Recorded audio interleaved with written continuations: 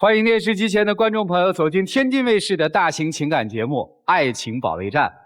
看看今天我们请到的几位情感导师是谁？他们是情感导师陆琪陆老师，欢迎；情感导师厉浩洋厉老师，欢迎；情感导师严炳红严老师，欢迎；情感导师曲伟曲老师，欢迎。接下来的时间就来了解这一对嘉宾的基本情况，各位请看。我喜欢了他很长时间，他长得好看，而且心灵也美，我什么都比不上他。我唯一能做的就是默默付出，努力去得到他的爱。我岁数比他大，我不敢跟他走到一起，他越是一门心思的对我好，我越是心里过意不去。他总是排斥我，但是我不怨他，我觉得幸福都是靠自己争取的。我相信我能用真心换回他的真心，希望他能给我一次机会。他对我来说是一个好弟弟，但我们两个人真的不合适。我希望他能赶紧放弃我，找寻他自己的幸福。让我们有请这对嘉宾，有请。葛先生30岁，来自黑龙江，外卖员，有请葛先生。傅女士40岁，来自河北，服装店店长，有请傅女士，有请。欢迎两位哈，相差10岁。对，说是学这个营养师的这个认证的时候认识的是吧？对18年的时候吧，我们两个都在考那营养师证嘛，然后我们在一个考前培训班里边他的形象不太讨人喜，然后吧，挺讨喜的嘛，然后他口吃说明人聪明，对，比较内向所以说吧，同学比较排斥他我就是经常跟他聊天多沟通什么的。是这样，然后那个打那班吧，我是说话吧，是有那么一点就是口吃，班上嘛都拿这当笑柄，他嘛就是没有这个嘲笑的意思，就是对我特别好，然后我也觉得他人长得挺漂亮，慢慢就是开始喜欢上了。2年前，考试前的培训辅导，因为女生的这个成熟和宽容，让这个小男生就爱上你了，是吧？对，这一追就苦追2年，是吧？现在人家还没同意，是吧？没有。所以今儿来我们这儿的目的是，我是想继续追，想让她同意当我女朋友。继续追，行吗？不行。为什么不行？主持人是这样，你看啊，那时候吧，他一个外地的到咱们这边，我也感觉就是拿他当亲弟弟来对待，可能让他造成一个错觉，然后吧，他就是持续好几个月给我送爱心早餐。是这样的，是吧？因为我之前我干过7年的厨师，因为我喜欢他嘛，就想付出点行动，风雨无阻，让我说送了得有10个月。后来为啥不送了？就是这个吧，主持人是这样，他觉得我说给造成困扰了。那倒不是，送3天2天咱们有情可原，你送这么长时间，多少我有一点点感动，但是对，你得承认感动了，是感动，不感动，他1天都送不到我们家，对不对？对，这还是喜欢吗？不是喜欢，然后我就跟他说感不感动？感动，刚开始我是拒绝不让他送，但是他一直都在坚持嘛，一直在坚持，我就是说这逻辑可不好反正人家喜欢你，他也没错，对不对？没有错。那咱不解释这件事儿了，行吗？因为这件事儿越解释越黑呀，解释不清楚啊。不是不解释，主持人，然后我就是怕他产生其他的情愫。我说你这样吧，我认你做我弟弟，你生活上各方面有困难，我可以帮助你，对吧？然后我就是给他一些也是名贵的滋补品。你需要姐姐吗？不需要。你需要的是？我需要一个恋人。人家要的是恋人。但是我办不到，我已经排斥了他。你知道他有这个诉求啊？对呀。你吃他10个月的早饭，所以我马上想到另外一个问题。如果是曲伟有一个姑娘喜欢他，给他曲伟就说你别喜欢我了，我认你做我的亲妹妹，大家会怎么想？然后那姑娘还给他送了10个月的早餐，曲伟说我没有对你动心，别人会怎么想？我说这个例子是什么意思呢？咱别有那些世俗的东西，对吧？对，我就觉得他特别世俗。你看我们之间差，你怎么回事？你接我的话接得这么快？你看我们之间差10岁，我就觉得这个你谈个恋爱吧，你差个10岁，我感觉没有什么。对，要不然你就给我拒绝死，对不对？对，别跟我搞什么干弟弟、亲弟弟的，对吧？你说我就不喜欢你，我们俩不可能，我就得罪了你又怎么着？这多好啊！我当时就跟他说了，我说你不用往更高的方面想，不能超越这个姐弟之间的关系。我是人呐，我就想啊。你听我说，主持人，然后吧，这件事儿就是过了以后吧，他就是不再给我送早餐。不送了。啊，突然有一天他给我打电话，他说那个你有时间吗？我想请你吃顿饭。哎，我说我今天还真有事儿没时间。一会儿他又给我打电话，他说今天是我生日。我从老家出来10多年，从来没有人陪我过过一个生日。当时我也是心软了，我就去了。您还是聊吃了人家呀，对不对？您去了呀？对，我去了。我去了以后，他也是挺高兴，喝点酒。他喝完酒以后，就是跟我倾诉了他之前的唯一一次感情经历。他说那时候我在一个饭店当后厨。然后他跟一个小服务员，他俩有纠缠不清的关系，他就是持续不断的从他那里边借钱，我也挺气愤的。我说最后你俩也到一起了吗？没有。我说你这相当于是人财两空，对不对？然后他说我因为这事儿和我妈还闹掰了。我说你傻不傻呀？跟我一样，我都感觉心情跟他又近了一步。这事儿掀片以后，我说还有一件事我还要说你，因为我也是母亲，我也有儿子，所以说我说你必须回老家，你就是说请假旷工也好，必须回老家，和你父母关系必须得缓和。然后他从老家回来以后吧，告诉我说父母特别开心，然后没过2天，他母亲就给我打电话。哎呀，一般陌生号我是不接的，但是那天我就把那个号接了以后，他跟我介绍一下啊，我说阿姨你好，他说首先呢，我先感谢你，因为我们这您想表达什么？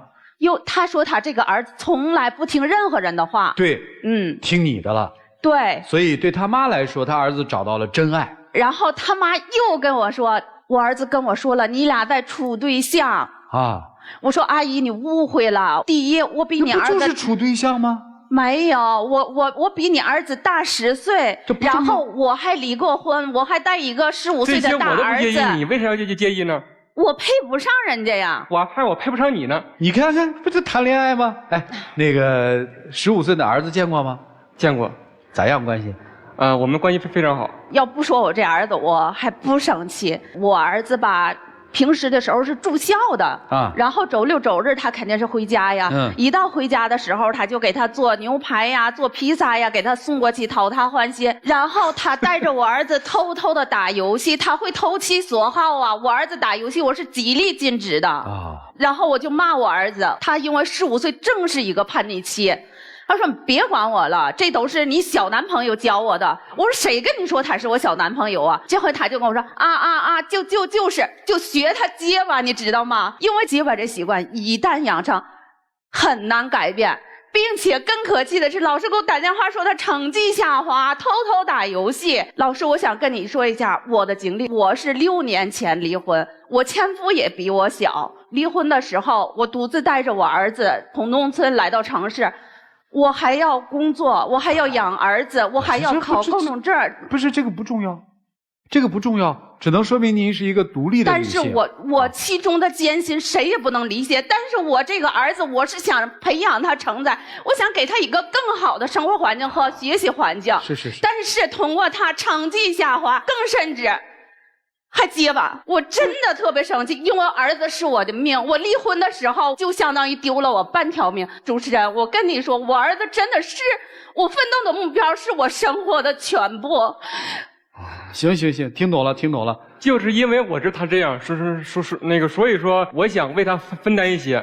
我知道他需要一个肩膀，哪怕是一个小肩膀啊，这也可以。我不需要你介入我的家庭，因为他的介入造成我无心破坏你的家庭。我儿子跟我叛逆的心越来越强烈。好，等，这个儿子叛逆是不是因为他的原因？我们不知道，也许没他也叛逆了。但是这个结巴呢？然后我说以后连姐弟咱们也别再做了。你发现了吗？你跟他处久了，你也是这样了。对，所以说这个习惯一旦养成很难改变。所以我觉得你们好像日常生活里交往还挺多。之前还挺多吧，对吧？啊，然后就是因为我们共同爱好不少。这件事以后吧，可能说我说话也是有点就你给他扫地出门了。我说你不要把你的结巴传染给我儿子。然后过了一段时间，他突然给我打电话说，我把工作辞了，我去医院去做口吃矫正。然后对着镜子嘴里边塞满石头发视频给我，因为我想为你去改变嘛，你不介意这些事吗？介意我改不就行了？我也是又心软了，我说你呀，赶紧找个工作再去上班，然后你这个口吃啊，我是不介意的，只要以后你别跟我儿子有任何的接触就行。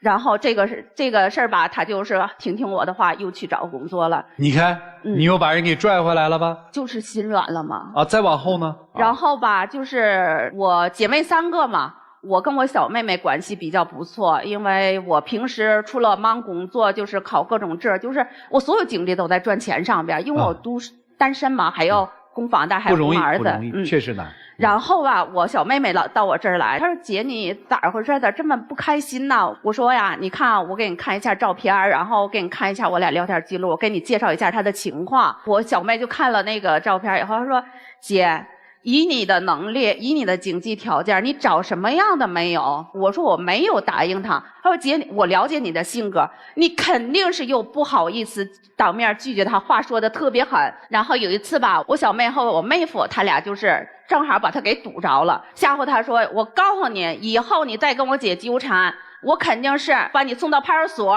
他妹夫比较高又比较壮，你像我这种事嘛，本来我也比较自卑，因为从那以后我就不敢这么光明正大我去见他了，只能说是有时候会想到，因为我那想他呀，我去偷去远远的看着一下，我就觉得心满意足了，我就更有的动力我去投入工作中了。但是你看吧，人心也确实是肉长的。我小你怎么又自己说回来了？主持人，你知道今年7月份的时候，我们唐山发生了一次地震，你知道吗？我知道啊。就是那次地震吧，第一时间给我打电话，就是情绪特别激动。哎，有没有事儿啊？没伤着你吧？然后我说没事儿，就是厨房有个架子倒了，摔碎了几个瓶子，就是那种特别客气的那种，我都感觉他有点小题大做。特别小题大做了这不是关心你吗？然后就是过了没有半个小时吧，然后他就大包小拎了提了特别多生活用品呐，有种特别刻意的感觉。我说没必要，没有那么夸张。更可怕的是，他做出多冲动的他就是到我那儿以后把他的工资卡给我，并且单膝下跪，他说这辈子就是非你不娶，你要是不答应我的话，我就宁可打一辈子的光棍儿。当时我就生气了，因为你看啊，之前相处这么长时间，他确实没有敢跟我这么特别明确的表白过，我肯定是不接受。我当时就回绝他了，肯定是不可能。你拿着你的东西，拿着你的卡，赶紧走人。以后你如果再来我家，我也会报警。但是他临走的时候跟我起誓，他说，我跟你起誓，我就是35岁之前，我肯定给你赚够100万，然后你在家做全职，然后吧，你那个我咱不说这没用的，反正你也不想跟他好。后来呢？你看，我还是那句话，主持人，我也是母亲，我也有儿子，但是我希望我耽误不起人家，我也不想承担这个责任，因为从自始至终。我也不想接受他，因为我的人生规划里边没有他这个人。然后我就跟他说，我说我给你已经联系好了，我说给你安排好了，赶紧去相亲。我说钱我已经花了，你看我就是相没相？没有。我说我做姐姐的我已经做到仁至义尽了。因为我喜欢的是你给我介绍别的女孩干啥？你这等于像这变相分手一样。我感觉你明知道我心里有你，你为什么还给我介绍别的女孩呢？我感觉他这个就是举动是一次比一次疯狂。好，我有几个问题特别想问问，你确定在你的心里从来没有喜欢过这个男生吗？确定没有。你确定吗？确定。那我就很奇怪了，为什么他会困扰你呢？他困扰你跟你妹妹谈的时候谈的是男女之情啊，所以你妹妹才会出手啊。我只是不想耽误她。你以前喜欢过她吗？没有，从来没有过。从来没有。这件事情你想怎么处理？老死不相往来，可以吗？可以。然后你是觉得比他大10岁是你们的坎儿吗？你看啊，就是这么说吧，如果你没有孩子，你跟他一样大，就这么一个男生，你会喜欢上吗？这个我需要考虑。所以我今天其实特别想让您说一句实话。你曾经喜欢过他吗？没有。听见了吗？不喜欢你，能接受吗？有点接受不了。为什么？因为他在日常现实生活当中，人家表现出来喜欢过你吗？但是给我的感觉有点像，只是有点像嘛。人家不喜欢你，那你要不喜欢，那你要说你如果不喜欢，你直截了当的，你让那个不是人家不是跟你说了吗？不喜欢你吗？你们俩就是姐弟之情吗？我认为你姐弟之情，你慢慢升级也给变的我。人家现在不想升级嘛，你跟他说呀。别让我说呀！现在我可能说你别呀，你别来我们这儿就那个了，你一定要大大方方的跟他说呀。对，我就是不喜欢你，然后我从没喜欢过你。来，我不喜欢你，我也从来没有喜欢过你。我希望你以后找到属于你自己的幸福，咱们以后互不来往。很突然，一时接受不了，这个背后的情感其实非常非常的复杂。我们听听老师们的分析吧。来，一起进入丘比特问卷。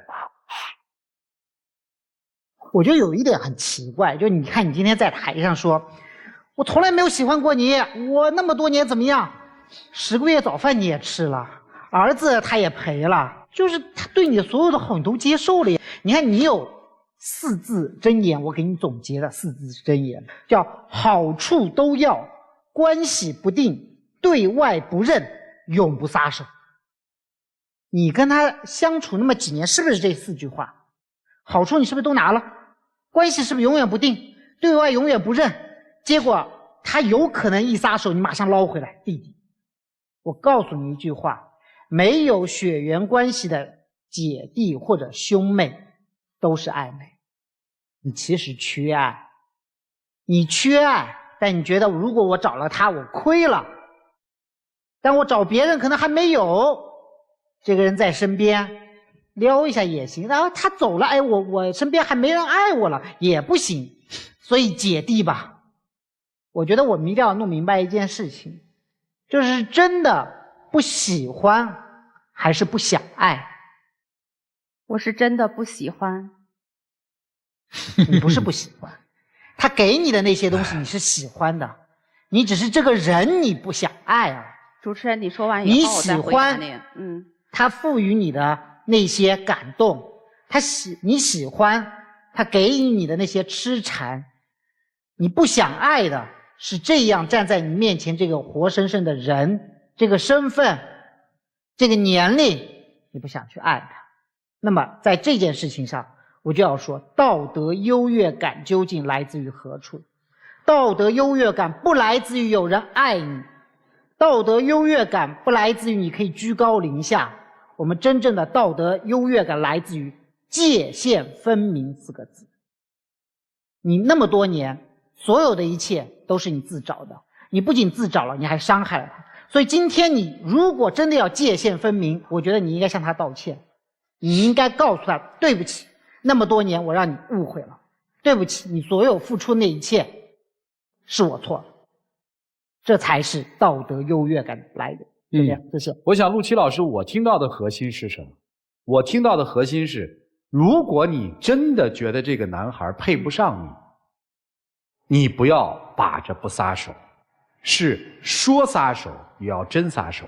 来，厉总来，我觉得你的点在哪儿呢？就这辈子你要想透这件事儿，到底是你找一个你爱的人，还是找一个爱你的人？听过那首歌吧？爱我的人对我痴心不悔，我却为我爱的人一夜伤悲。爱我的人对我付出一切，我却为我爱的人伤心落泪。你到底想怎么样？还想一夜伤悲吗？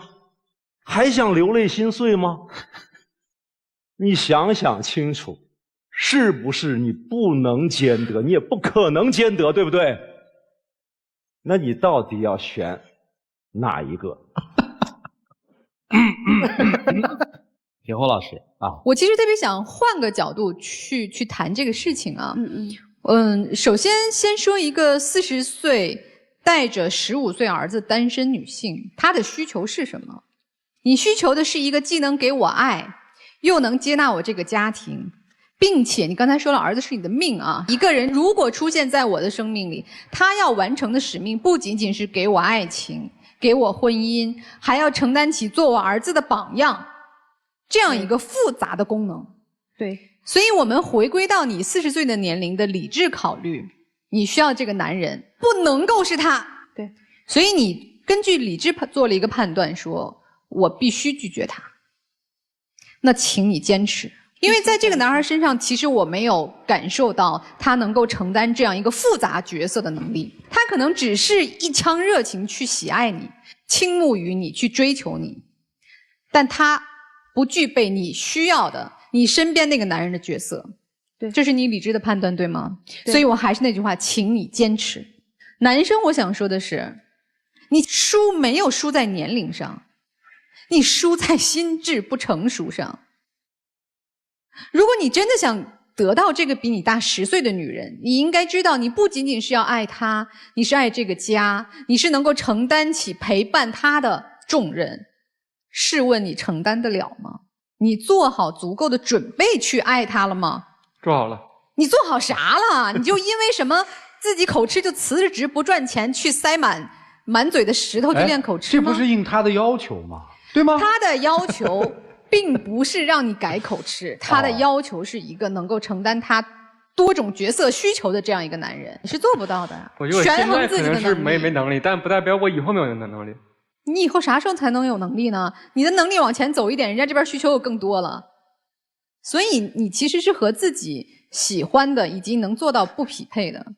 我听来啊，一开始可能会有感动，但是这种感动当中多少有厌烦。他和你相处是没有安全感的。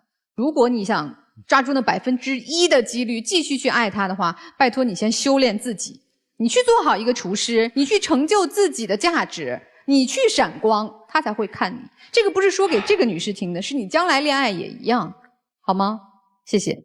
来，曲总。男生最大的问题，其实也就是女生看不上你的点，你太不成熟了。你不成熟到以为爱情就是你的全部。你想想看，你的第一份恋情是怎么样的？明明那个女生是有男朋友的，管你借钱，你居然还就借了，你想图什么？你不就图那个女人跟你好吗？对不对？对，没有原则，失败了吧？这次同样也是，你其实知道他不喜欢你，但是我感觉我付出了那么多。你先回答我知道还是不知道？知道。你知道，那你就是纠缠。你说我付出了这么多，那我就觉得我不死心呐。你说得好，有点结果是吧？你说得好，你就是有目的的，你不是真正的爱这个女人。你们俩在一起就是你图她这个人，她图你对她的好啊。你知道她从来没有看上过你，你知道的。但是我是真心喜欢她的。你是真心想得到的，应该这么说。所以说，在这种案例或者这个扭曲的所谓的你的一腔热忱之下，你只能是对她造成困扰。你根本不懂这个女人应该要什么，所以你也不知道给她什么，对不对？我就这么告诉你，她要的你给不了，你还纠缠她吗？啊，我是在追她，你其实是活在自我的意识里。我如果能得到她，我就胜利了。这个目的是不纯的，兄弟，就如同你上一份恋情是一样的，不应该有一个开始，明白吗？女生啊，现阶段你不应该去谈恋爱。你刚才说了，你的半条命，你整个的希望都是你儿子，对，不是一个男人。即使这个男人有一个男人出现在你生命当中，对你的儿子100%的好，你就会答应他了，错了，那可能另外的一个错误又要开始了。所以现阶段你还没有修复过来。你现在的目标都是孩子，那你就索性的做一个好母亲，好不好？好的。什么时候你觉得儿子可以不需要你照顾，再来谈你的爱情，或者说你具备这样的能力，平衡好，你给孩子找一个爸，还是给自己找一个爱人的这个关系之后，你再开始，你现在不适合进入任何的一种情感，否则就会出现类似情况。这个人你不喜欢，但他对你好，对你孩子好，无时不刻都把自己全给到你，你乱了，好不好？好的。你一定是乱过，现在不应该乱，当断不断，必然自乱，就这样。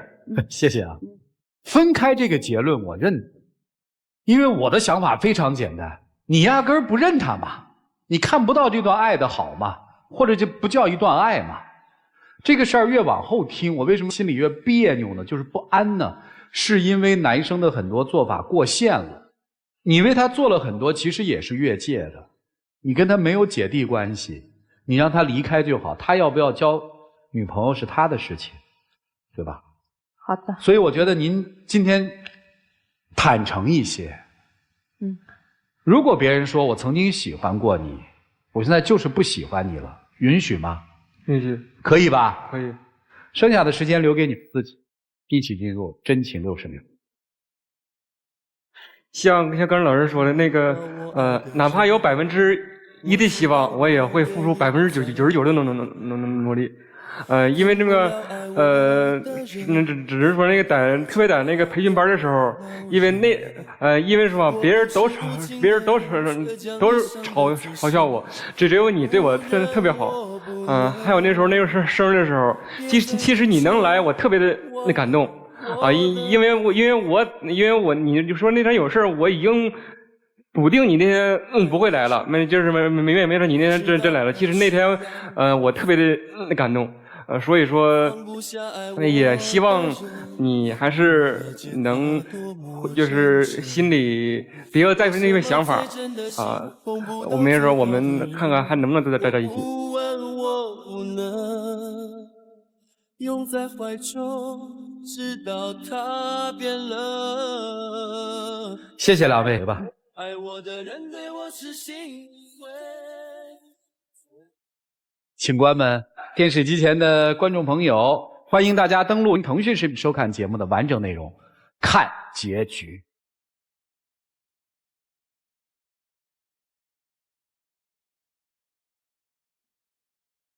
行了，1%也没了，回去好好提升着自己。我跟你说啊，以后别再什么干姐姐、干妹妹啊，不认这个。你关系越简单越纯粹，你越好把握。听明白了吗？听明白了。恋人就是恋人，好吗？好的，加油吧，好好工作。谢谢你，请回。谢谢。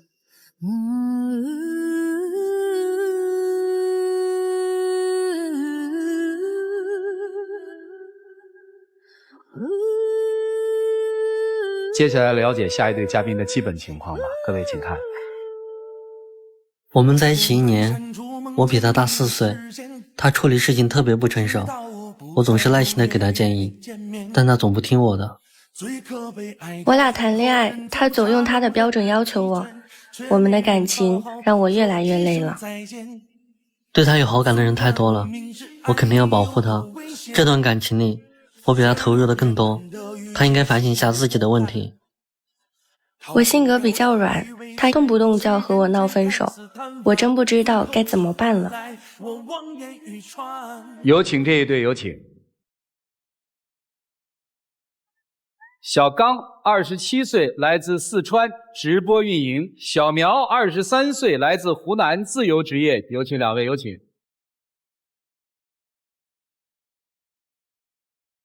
欢迎两位哈，认识1年了是吧？对，是在一个很浪漫的环境下认识的，是吧？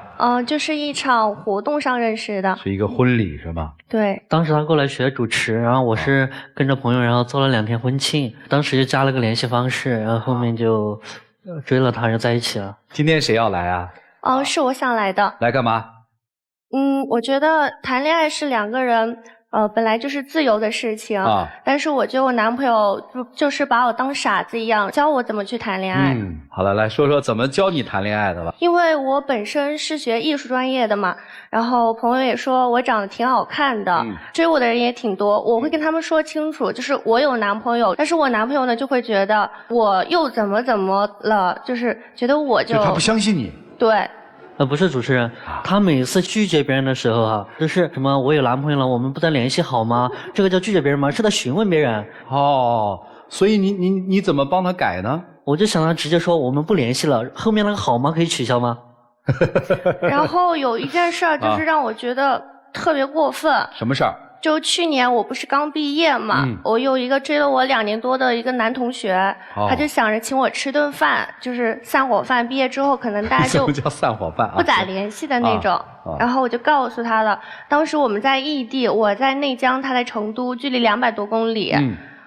跟他说了之后也没告诉我，直接就开车过来了，话也不说，直接就冲到饭店把我就拉走，拉到车上去了。单独出去吃完饭跟一个追求者，这样我还能不生气吗？但是你来了，你也看到我们真的就只是在吃饭而已。那我不来了，我怎么知道你们还想干嘛？你说他当时把我拉到车上，话也不说，然后上高速嘛，就一直往他上班的地方去，我就特别害怕，而且他还非要让我认错，他觉得这件事情我对不起他了，如果我不认错的话，他就要把这件事写下来呀，然后告诉我的父母，告诉我朋友。我是想让大家评评理，这个到底谁对谁错？不是，他是你什么人？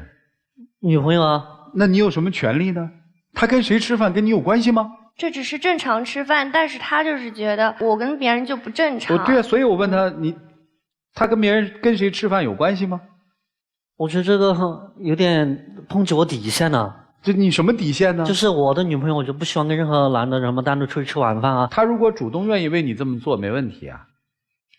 但人家要去吃饭，你真没权利这么管。这还不是最过分的呢。然后不是到他上班的地方了嘛，就把我关在家里，关了几天，手机啥都给没收。后来就是我没办法检了检讨。这种事儿我们绝对不能纵容啊！臭小子，这事儿又不要干了啊！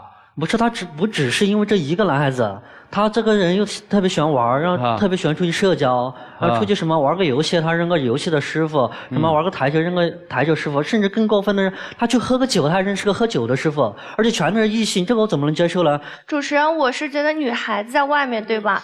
得要学习一些东西，加上我学这个艺术专业，平时都会接触各种各样的人，对不对？那我学习一下喝酒，你说迫不得已上酒桌，那我也不至于说喝醉被骗嘛。不是你学习好东西不行吗？你要学习跟别人喝酒吗？然后呢，他就拿我手机啊，约我师傅出来跟人家比拼喝酒。谁赢了？那当然是他输了呀。他还好意思说他们俩把我送进酒店是吧？他们俩就走了。我喝醉了，我在酒店，早上起来人没有，他们俩走了。请问你们俩干嘛去了呀？你看他这就又觉得我又咋了？孩子，你要梳理这个思路，你不是个傻蛋吗？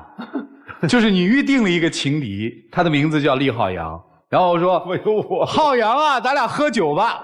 浩洋把你灌醉了，把你女朋友带走了，你不是傻吗？如果他真是你情敌的话，对不对？然后你早上起来以后发现他不在，然后你肯定疯了呗，以你的性格。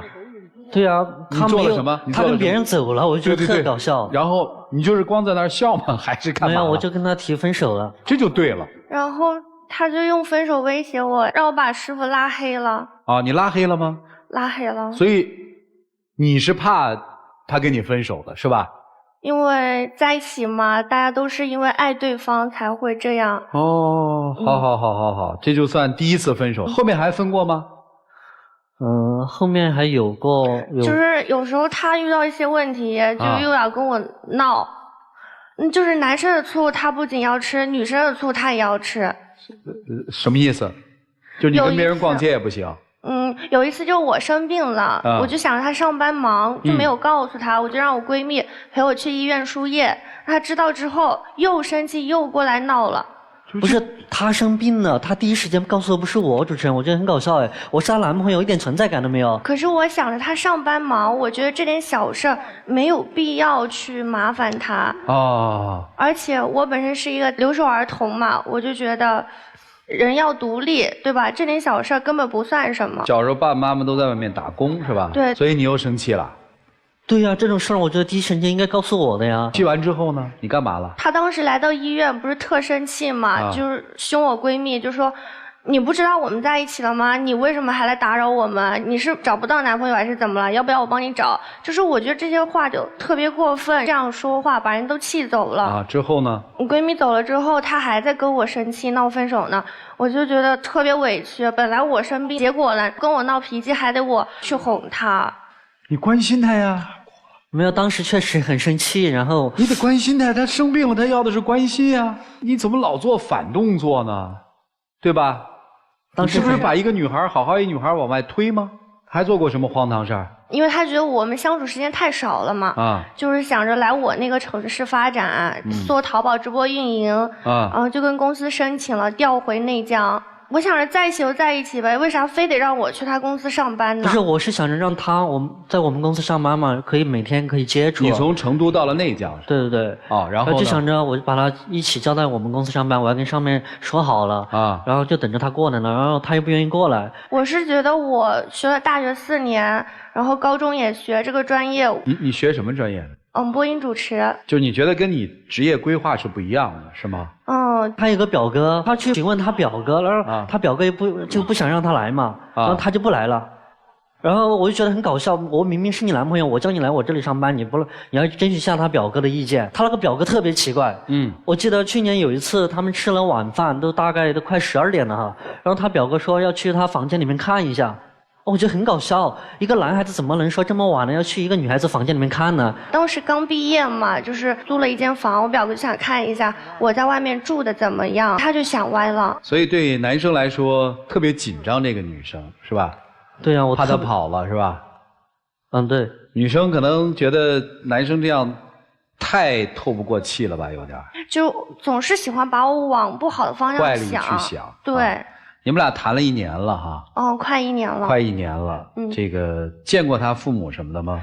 见过。我把他带回家的时候，我们再聊一下父母的事儿。没想到，我觉得也挺有缘分的。我父母跟他父母都在广东上过班，然后还认识。但是他对他父母比较叛逆，然后也不喜欢。就是当时我们不是要说结婚的事儿吗？他不想结婚。你家里很着急你们结婚的事儿吗？因为我年纪稍微大几岁是吧？然后肯定会着急一点。你自己着急结婚吗？我还好，其实。然后后来就是双方家长就觉得合适嘛，还商量着买房子的事儿。你说本来就大家在一起，处得来就处，对吧？要处不来的话，你说我们还这么年轻，你这房子都买了，到时候我们怎么办呢？所以对于女生来说，现在只是一个恋爱时期，或者叫考察的时期。你觉得是在这个阶段，对吧？对，考察时期。男生已经觉得可以娶她了，是吧？我是觉得。因为我也不想失去他嘛，就想着干脆我们早点结婚，然后有一个保障，能给一个安全感。我就想着，不是结婚了怎么就有安全感了呢？因为我觉得结婚呢就有一张纸，就有一条合约，就是一种安全感。他如果还是要结婚之后，他还跟那些什么这个师傅那个师傅的，你接受吗？所以我需要教他，有些人不应该接触。我想领导着他一起走，领导着他一起往我们共同的目标走。所以女生现在对这个感情的判断是什么？通过这么多矛盾，就让我不知道还要不要继续这段感情。如果今天最后他选择的是离开你，你怎么办？可能还是会舍不得，可能还会追吧。接下来我们听听老师们怎么说，一起进入丘比特问卷。他老爱交那种不务正业的朋友是吧？我觉得是这样。如果今天有一个年轻、帅气、事业又好、各种方面全部都好的男生，单身男生出现，要当他的老师，你还愿意让他和那个人交往吗？坐你旁边那位是吧？厉总是吧？就假设这观众就更直观。假设比他还要小10岁。对，那也是我。对。愿意吗？所以呀，吃醋就吃醋，嫉妒就是嫉妒，不要去贬低别人，内心的虚弱要正视它。所以你看，你上来一说你怎么不对，你哪错了，说一堆，说我要当你人生导师，其实是什么？其实你 hold 不住嘛。为什么？你女朋友开始学校里面走出来之后，开始有无限的可能性了。你看到她有那么多的可能性，这种可能性对你来说是危险，你不知道怎么办，你只能怎么办？你只能像一个小孩子一样，紧紧地抱住她，说你不能走，哭着喊着说不行，哪条路你都不能走，你只能走我给你选那条路。你能给他选哪条路？选你 hold 得住的路吗？关心和控制是不同的，关心是允许拒绝的，控制是不择手段的逼迫对方屈服。所以现在很多人是假借关心之名来行控制之实嘛。因为你是我女朋友，所以你必须怎么样？因为我跟你谈恋爱，所以你就是错的。你的所有行为都是过界的。赵尚老师一上来就问你，你是谁？你是她男朋友，你就算是她老公，你有资格干涉她和别人吃饭吗？我们大家要明白一件事情，就是姑娘你要明白一件事情，就亲密关系有2种方式，一种叫共生，第二种叫互助。他要的是共生，你要的是互助。你要的是2个人独立生长，对吧？你要的是各自有各自的自由，对吧？他不是，他要的是2个人纠缠在一起，去长成一个人的样子。所以重点就来了，你们的差距在什么地方？你们差距在一个人选择了有限的可能，一个人选择了无限的可能。你们差距在于一个人选择了互助，一个人选择了共生。你们的差距其实是一个3观的差距。我不知道你从哪学来这种以攻击来掩盖自己弱小和虚弱的方式，但这不应该是一个男人去爱另一个女人的方式。如果你爱这个人，我们至少要给他一些让他选择的可能性。如果我们爱这样的一个人，至少我们要懂得怎么做才不会去伤害他。就这样。好，谢谢陆琪老师。来吧，厉总。女孩，你学喝酒学什么不好？对身体行吗？受得了吗？认了那么多的哥哥，有多少个女孩认那么多的哥哥？你这样的女孩还有人爱你，你都值得珍惜。当然不要珍惜她啊，因为她呢不值得。自卑就不用说了，对吧？你但凡自信一点，你不需要控制她，你会觉得她乖乖的会回到你身边，对吧？而你明知道自己没有那个能力，然后你自己还自恋，觉得自己牛得不得了，不自量力的要跟别人去喝酒。我就想到了普希金37岁的时候啊，和自己的情敌去决斗，37岁就死掉陨落了。你知道他决斗了谁吗？是宪兵队的队长，一个诗人。什么叫不自量力？就你都没喝过酒，还跟人家喝成那样。但我最恐怖的是觉得你的自私。就如果你真爱一个人，你是喜欢他开心，哪怕他的开心可能让你痛，那我觉得你是真爱他。但你不是真爱他，你是把他这个花蝴蝶折断了他的翅膀，放到你的笼子里头去。我如果真的不爱他，我就不会管他了呀。你爱的是你自己。你如果爱他，你会放飞他自由。生命诚可贵，爱情价更高。为了自由故，都可以抛啊。那我觉得他年纪还小，我觉得需要有时候需要管着他，不然我怕他走歪路。所以你是用你的方式来去做。他是你的宠物吗？就是你的宠物，你非要用你的想法去扭住他，那是对的吗？宠物都不能这么养。你找一个乖乖女，你没事惹人家花蝴蝶干嘛呢？你找一个跟你一样陪你喝酒，教你骰子，什么事情都能带着你的，可能你也顺了。所以你们2个分开吧，不合适。我真的觉得女生啊是需要一定的引领和指导的，因为你也一再的强调是这个留守儿童。首先可能成长的背景中就没有父母的一些指导，然后在你步入大学，现在进入社会之后，我觉得你也疏于被正确的价值观而引领。你看你的这些所谓的师傅，包括你刚才特别理直气壮说，那我这个做这行的呀，我难免要去什么应酬喝酒，我要学学喝酒啊。这些观点我不去评价对与错啊，但是你一直没有一个能够让你去学习或者是被引导的这样一个力量，所以我觉得你是需要引导的。但是这个人不是他是乱引导，他引导的方向会让你更错乱。我觉得你可能为什么会找了这样一个男生，你在潜意识里或者是在你自我成长过程中，你也认为我从小自己乱冲乱撞乱打的这样的去学习和生活，也需要有人来帮我梳理。他看似在引导你做这个事儿，批评你做那个事不对，但实际上都不是一个正确价值观给你的输出。所以你真的想找良师益友的话，他不是。你能听明白吗？可以的，老师。我特别希望你能找到一个良师益友，而不是外边结交的什么异性的师傅，或者这个看起来想引领你，其实自己很弱小的男生。所以我们真的是在对人对事，包括谈恋爱，包括在外边做事的时候，一定要擦亮眼睛。我特别担心你这样看似柔弱的、懵懂的状态，在外面被人骗了。规范自己的想法，去多读书，多结交真正的老师，我觉得这是对你有益的，而不是找这样一个男朋友。而男生，我听起来全部都是控制，全部都是占有。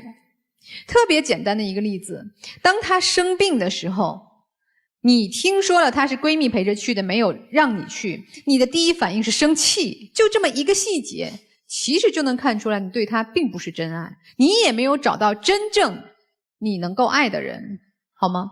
谢谢。谢谢杨老师。男女双方刚开始相识一见钟情，一定是始于外貌的，对不对？不可否认，我看中我老婆因为她漂亮，吸引我，是我喜欢那种类型。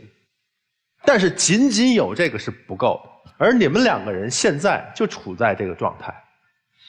女孩说得很清楚嘛，啊，那些喜欢追求我的人就看重我的外貌，对不对？她何尝不是？她也是，并且还没有走进你的内心，没有真正的爱你的内在。为什么呀？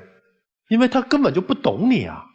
如果她真正在乎你、懂你的话，她怎么会怕别人觊觎你的外貌呢？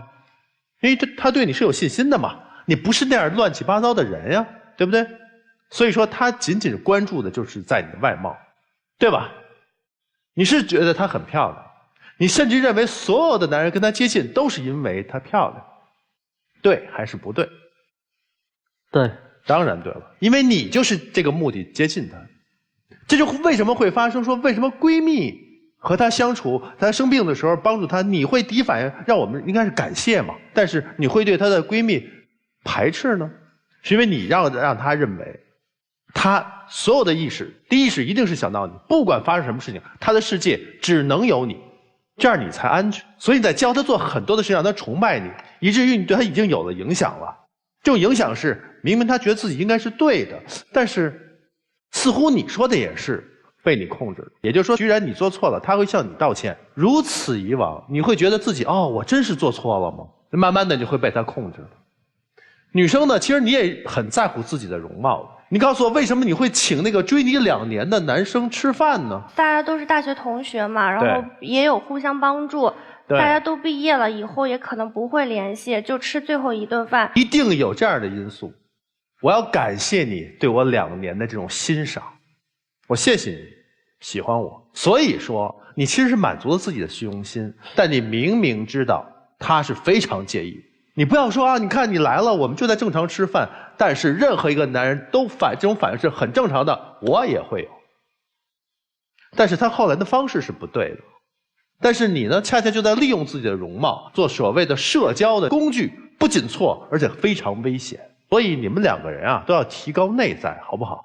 让自己的内在强大了，由内而发的自信会让自己容貌更加的美丽，并且呢更加的持久。就这样。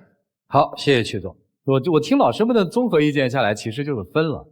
因为其实说白了，就是女生在这个阶段自己的人生方向还没有特别定，要借捷径。尤其是学艺术的女生，都自认为这个先天条件比较好一些其实你心里也很清楚，那些男生跟你在一起接触是为什么？把捷径戒了。当你戒了这个东西之后，你真实的面对生活之后，他给你那个屈辱，你绝对是受不住的。有人说磨合很重要，我认为选择更重要。男生也一样，分手吧，这1年谈下来就基本就是控制和反控制嘛。你最后的结局无外乎是这样，有一天他屈服了，但是他内心的那个种子一直在那儿，你怎么办？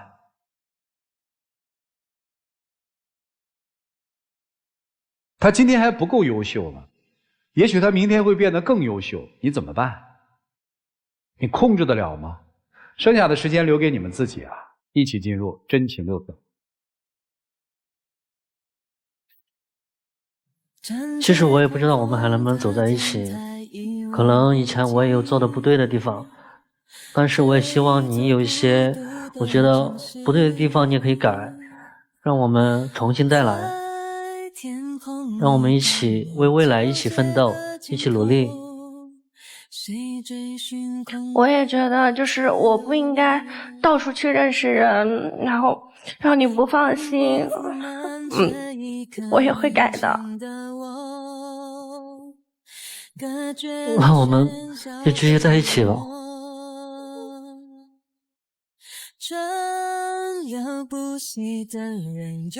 你快过来啊！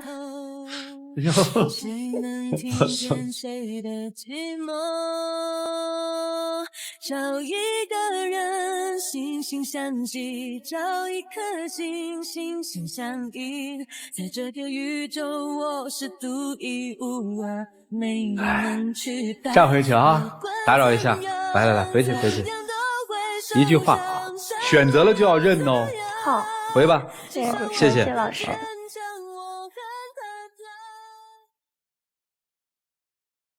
来，请关门。我们节目组的唯一官方报名热线是0223606301，有情感困惑的观众朋友可以来电报名，不收取任何的费用。来，请开门。